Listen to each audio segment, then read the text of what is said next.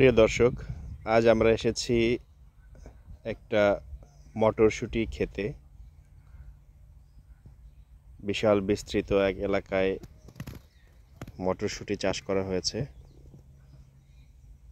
গ্রামের সুন্দর এই মটরশুঁটি খেতে দেখতে পাচ্ছেন,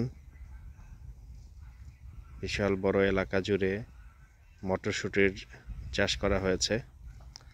মূলত এই অঞ্চল থেকেই মটরশুঁটি তোলার পরে সেগুলো আসলে ঢাকায় নিয়ে যাওয়া হয়। শুধু ঢাকা নয়, ঢাকা থেকে এবং ঢাকার চারপাশেও বিভিন্ন জেলায় এগুলো নিয়ে যাওয়া হয়। মটরশুঁটির গাছগুলো দেখতে পাচ্ছেন।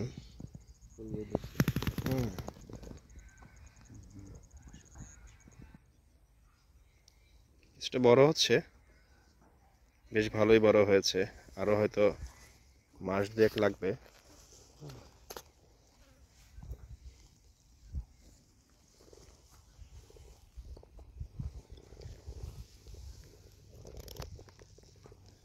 এই মটরশুঁটির গুলো বড় হতে দেখতে পাচ্ছেন কত সুন্দর ফুল এসেছে, দারুণ চমৎকার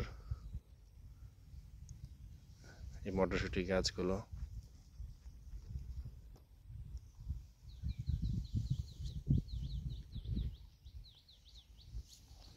স্থানীয় আমরা কয়েকজনের সাথে কথা বললাম, কৃষক, এবং তারা বলছেন যে মটরশুঁটি চাষ তাদের জন্য খুব একটা লাভজনক না হলেও তারা লাভের আশাতেই করছেন,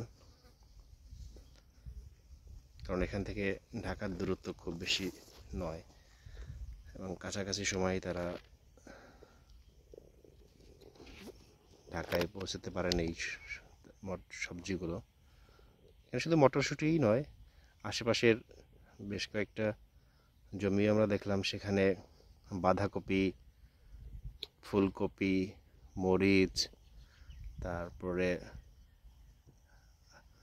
লাউ শাকের যে গাছ সেগুলো লাগানো আছে।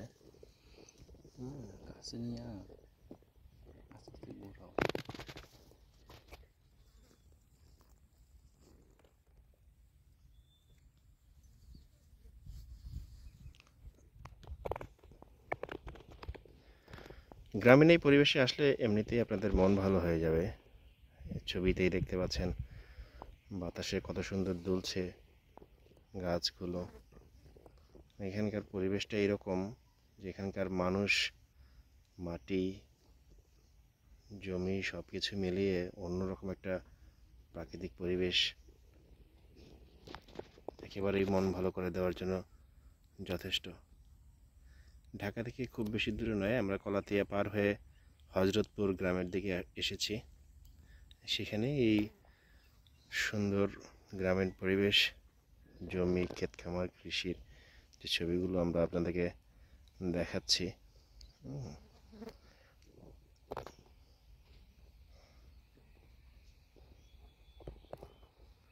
চারপাশে যতদূর চোখ যায় দেখতে পাচ্ছেন ওই যে ছোট ছোট ঘরবাড়িগুলো। মূলত এই ক্ষেতগুলো তাদেরই, তারাই এই ক্ষেতগুলো করেছেন। তো মটরশুঁটির ক্ষেতের এই আপাতত আমাদের যে ছবিগুলো আমরা আপনাদেরকে দেখানোর চেষ্টা করলাম। আমাদের সঙ্গেই থাকবেন।